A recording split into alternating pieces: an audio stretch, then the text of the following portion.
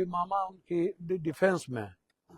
अब मुखिया जी पहले दिन हमको जो जानकारी दिए, फिर रोशन से जानकारी मिली, यह सवाल इस बेटी का या इस गांव के बेटी का नहीं है, यह सवाल लगभग बेटी का है कि कब तक बेटी इस नरभक्षी के शिकार होते रहेंगे।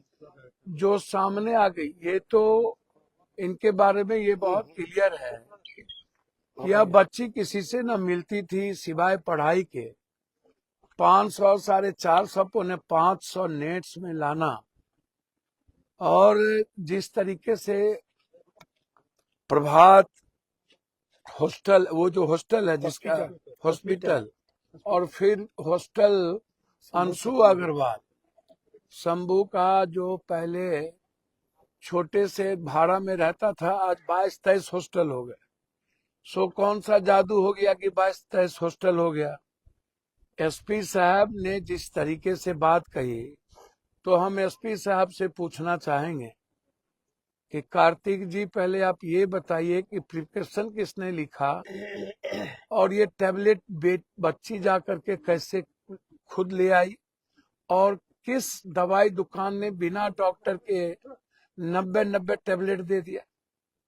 आप ना तो उसको गिरफ्तार किए, ना टाइमिंग आपने देखा कि वहां बच्ची गई कि नहीं गई, टैबलेट ला के किसने दिया। दूसरी बात, बच्ची यदि सर्च कर रही थी तो आपने कब सर्च की, आपने वो टाइमिंग भी नहीं बताया। तीसरी चीज कि बच्ची किस परिस्थिति में सर्च कर रही थी, क्या परिवार से प्रेशर था, क्या परिवार से वो दुखी थी, या बाहर से दुखी थी। कोई कारण तो होगा ना बच्ची के सर्च करने का। तो आपने तो परिस्थिति बताई ही नहीं कि क्या कारण है। क्या बच्ची किसी से बात करती थी, क्या बच्ची को आपके पास कॉल डिटेल है, आपके पास टाइमिंग है, आपके पास सीसीटीवी फुटेज है।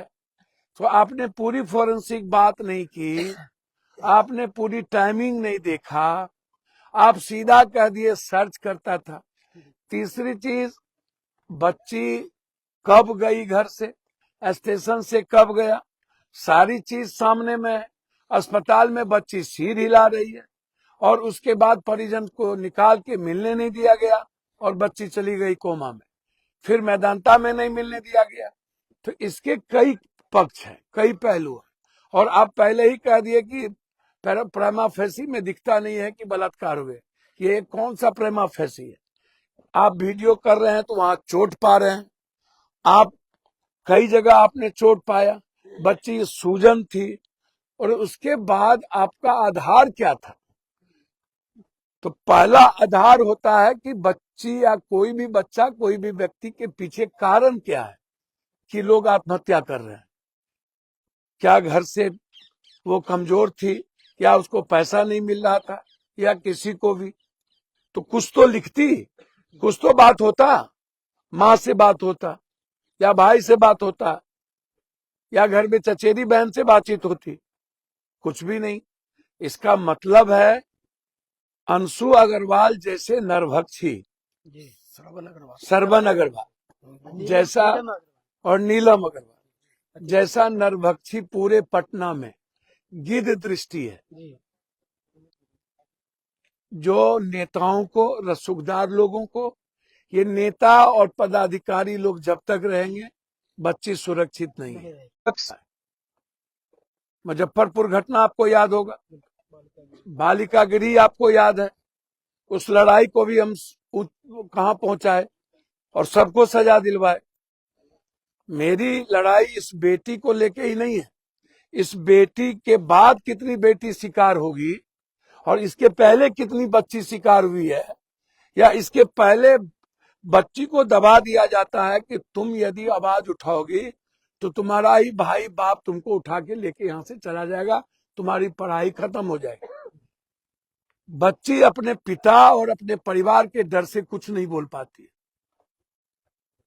हम एक बार हॉस्टल के खिलाफ मामला उठाए तो बच्ची ने हमको चिट्ठी भेजा 200-400, प्लीज अंकल इस मुद्दे को छोड़ दीजिए, नहीं तो हम लोग को यहाँ नहीं रहने दिया जाएगा। ये डर है। तो एसपी साहब को बताना चाहिए कि परिस्थिति क्या है। यदि एसपी साहब परिस्थिति आप नहीं बता रहे हैं तो इसका मतलब आप छुपा रहे हैं। दूसरी चीज, एसपी साहब आप बताइए टाइमिंग क्या है सर्चिंग का और दुकान पे जाने का, किस डॉक्टर ने लिखा? यदि वो डॉक्टर उसके सुनील अग्रवाल या नीलम अग्रवाल या शंभू अग्रवाल, सरवन अग्रवाल के परिवार है, नीतू ठाकुर बादन, तो कौन है भैया? नीतू ठाकुर बादन, उसका भी बरोल है। और उस रूम में सफाई क्यों हो गई, पोछा क्यों मार दिया गया, और उनको कौन ले गया, किस परिस्थिति में ले गया, उसकी सीसीटीवी फुटेज क्या है? तो आप अपना सीआर बचाने के लिए आप किसी बच्ची का बलि का बकरा बना दीजिए और ऐसे नरभक्षी को बचाइए। प्रभात हॉस्पिटल की भी वही स्थिति। डॉक्टर सतीश कुमार, तो ये डॉक्टर सतीश कुमार मुखिया जी, पिताजी दोनों बता रहे, एक बेटी, माँ पागल, भाई डिप्रेस में, और उसके बाद पूरा समाज बच्ची के लिए आवाज उठा रहा और आप उसको दबाने में लगे हुए। कोई थोड़े दिनों में 3-3 करोड़ का डिफेंडर खरीद रहा है लड़की पहुंचा के। तो ऐसे ऐसे लोग पर गिद्ध दृष्टि क्यों नहीं है?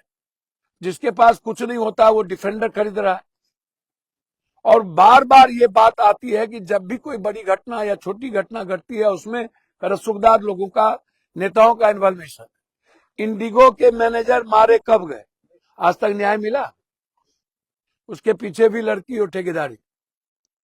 उस सवाल पर भी पप्पू यादव जब निकला तो गवर्नमेंट ने उसको दबा दी, न्याय मिला आज तक इंडिगो के मैनेजर को? इस परिस्थिति में भी हमने कहा है कि परिजन को आप सीबीआई इंक्वायरी के लिए हाई कोर्ट जाइए।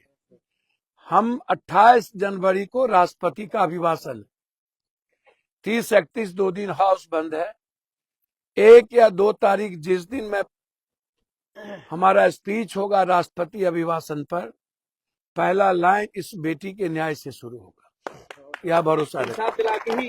किसी भी कीमत आप उस दिन पहला लाइन पप्पू यादव का सुनिएगा। एक मिनट, लेकिन दिक्कत क्या करे, एक मिनट मांग कर, पोस्टमार्टम रिपोर्ट आ गया है तो हम लोग को नहीं दे रहा, तो परिजनों को उपलब्ध कराने का चोरस कॉपी हर कीमत पर उसको नियम है, पोस्टमार्टम रिपोर्ट को परिजन को देना चाहिए। और मैंने आपको उसकी कॉपी, मैंने आपसे कहा कि कल आप किसी कीमत पर सीबीआई इंक्वायरी में जाइए। सिर्फ अब यह एक बेटी का सवाल नहीं है, ये पूरे बिहार के बेटियों के जिस तरीके से हर जगह नोचा जा रहा है। मुखिया जी, आप हम पर भरोसा किए हैं, मैं बच्चे की सौगंध और भगवान की सौगंध कहता हूँ, इतना रत्ती भी उस बच्ची के साथ हुआ होगा तो भगवानों नहीं रोक पाएगा जस्टिस के लिए, आप बेफिक्र रहिए।